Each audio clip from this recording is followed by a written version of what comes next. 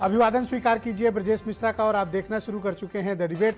बहन भाइयों, कल हम चर्चा कर रहे थे कि राष्ट्रीय लोकदल कुछ भी कर सकता है, तो ऐसी चर्चाएं आ रही हैं और लगभग ऐसा संभव है कि अब बस कुछ ही वक्त की बात है या कुछ घंटे या एक आध दिन कि राष्ट्रीय लोकदल बीजेपी के साथ उत्तर प्रदेश में खड़ा होगा। मसला राष्ट्रीय लोकदल का बीजेपी के साथ जाने का नहीं है, मसला ये है कि इंडिया अलायंस की लगातार पड़ रही दरार और इसकी टूट ये कहाँ जाकर रुकेगी और क्या उत्तर प्रदेश में बीजेपी को ये मुकाबला देने की जो बातें और दावे चल रहे थे उसमें ये दोहरा झटका है। क्या इंडिया अलायंस आरएलडी के जाने को उत्तर प्रदेश में पॉलिटिकली अफोर्ड कर पाएगा या नहीं कर पाएगा, आज चर्चा हम इस विषय पर करने वाले हैं। बहनों भाइयों, चुनाव को अब बस कुछ थोड़ा वक्त जब शेष है, उस वक्त इंडिया अलायंस का सबसे वफादार पुराना अलाई और समाजवादी पार्टी का सबसे खास दल राष्ट्रीय लोकदल उसका साथ छोड़कर जा रहा है। बहन भाइयों, ये लगभग तय है, बस इसकी घोषणा बाकी है, औपचारिक अनाउंसमेंट बाकी है, वो कभी भी हो सकता है। राष्ट्रीय लोकदल का व्यवहार और आचरण में भी पिछले 24 घंटे में बड़े परिवर्तन आए हैं। लोकदल जब खुद को बदल रहा है और बीजेपी के साथ वैचारिक तौर पर खड़ा होने जा रहा है, तो उसके उन मुद्दों का, राजनीतिक धरातल का, उनके अपने समाज का और जिस विचारों की वो राजनीति करते हैं वो राजनीति कहाँ पर खड़ी होगी।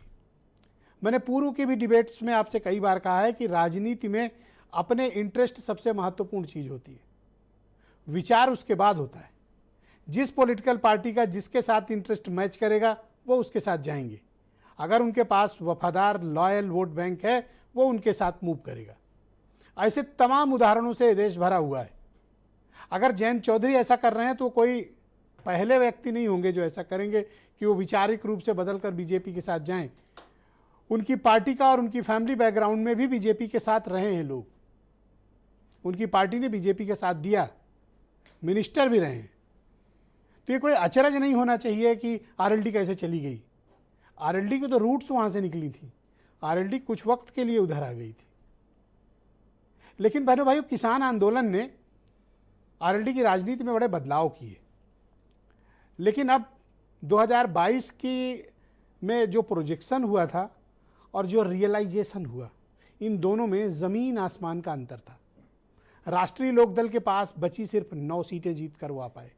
उम्मीद थी कि 38 सीटों पर चुनाव लड़े थे तो उम्मीद थी कि बड़ी सफलता हासिल करेंगे। 2019 में 3 सीटें पार्लियामेंट की लड़ने को मिली, तीनों हार गए, बागपत, मुजफ्फरनगर, मथुरा। अब इस पार्टी के पास अपने वजूद को मजबूत करने का वक्त है। तो इनका वजूद मजबूत कहाँ से होगा? इंडिया अलायंस के प्रति जो इस वक्त का माहौल है, ऐसा जयंत चौधरी को लगा होगा, उनकी पार्टी के नेताओं को लगा होगा कि शायद इंडिया अलायंस के साथ जाएंगे तो भविष्य उज्जवल नहीं है। इसलिए अगर बीजेपी के साथ जाएंगे कम मिलेगा, लेकिन जो मिलेगा सॉलिड मिलेगा, अपना मिलेगा। जयंत चौधरी भले ये कहते थे कि चवन्नी नहीं हूं जो पलट जाऊं, लेकिन वक्त ने शायद उनको पलटने के लिए मजबूर कर दिया और जयंत चौधरी का जाना लगभग तय है। तब जब समाजवादी पार्टी ये कह रही है कि नहीं वो बहुत पढ़े लिखे हैं, किसानों के मुद्दे जानते हैं, वो नहीं जाएंगे, लेकिन ऐसा प्रतीत होता है कि जयंत जा रहे हैं। जयंत जाते हैं तो ये बीजेपी के लिए पश्चिम में एक बड़ा किला फतह कर लेने जैसा है। जयंत चौधरी और उनकी पार्टी पश्चिम उत्तर प्रदेश की एक ताकतवर पार्टी है, इसमें कोई दो राय नहीं। तमाम विपरीत झंझावतों में भी, तमाम विपरीत माहौल के बावजूद भी राष्ट्रीय लोकदल अपना राजनीतिक वजूद को लेकर हमेशा खड़ा रहा है। भले ही एक विधायक आए हों, लेकिन मैदान नहीं छोड़ा। इसलिए बीजेपी को लगता है कि उसे पश्चिम से अगर कोई चुनौती दे सकता है जो समाजवादी पार्टी के साथ खड़ा है सहयोगी दल, तो राष्ट्रीय लोकदल है। इसके पहले जुलाई में ईस्ट यूपी में अच्छा इंपैक्ट रखने वाले ओम प्रकाश राजभर को साथ लेकर आए। अब बचे थे राष्ट्रीय लोकदल और वो भी फाइनली उधर जा रहे। अब चुनाव में इंडिया अलायंस में बचे 2 दल, समाजवादी पार्टी और कांग्रेस, और उनके बीच भी मनमुटाव है। ऐसे हालात के बीच बिखरा हुआ विपक्ष क्या बीजेपी को चुनौती दे पाएगा? आज चर्चा इसी विषय पर, कुछ स्टेटमेंट सुने आप। एनडीए का हिस्सा कौन बनेगा, कौन नहीं बनेगा, कौन दल हमारे साथ आएंगे, कौन नहीं आएंगे, ये केंद्रीय पार्टी तय करती है। तो माननीय राष्ट्रीय अध्यक्ष जी के नेतृत्व में ये तय होना है। ये देखिए, भारतीय जनता पार्टी के द्वारा मीडिया के माध्यम से भ्रमित किया जा रहा है।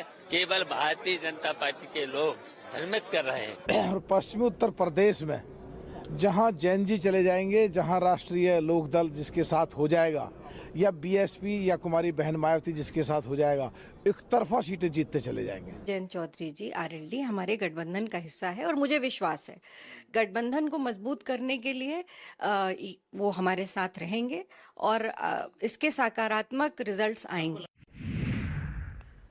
बहनों भाइयों, आज की परिचर्चा को आगे बढ़ाएंगे। भारतीय जनता पार्टी से आलोक अवस्थी हमारे साथ मौजूद हैं, ब्रजेश शुक्ला जी जाने माने पत्रकार हैं, राजीव राय समाजवादी पार्टी के राष्ट्रीय प्रवक्ता हैं, डॉक्टर मनीष हिंदवी उत्तर प्रदेश में कांग्रेस कमेटी के प्रवक्ता, रोहित अग्रवाल राष्ट्रीय लोकदल से हैं और आसिम वकार एमआईएम के राष्ट्रीय प्रवक्ता, वीरेंद्र सिंह जी हमारे स्टेट हेड।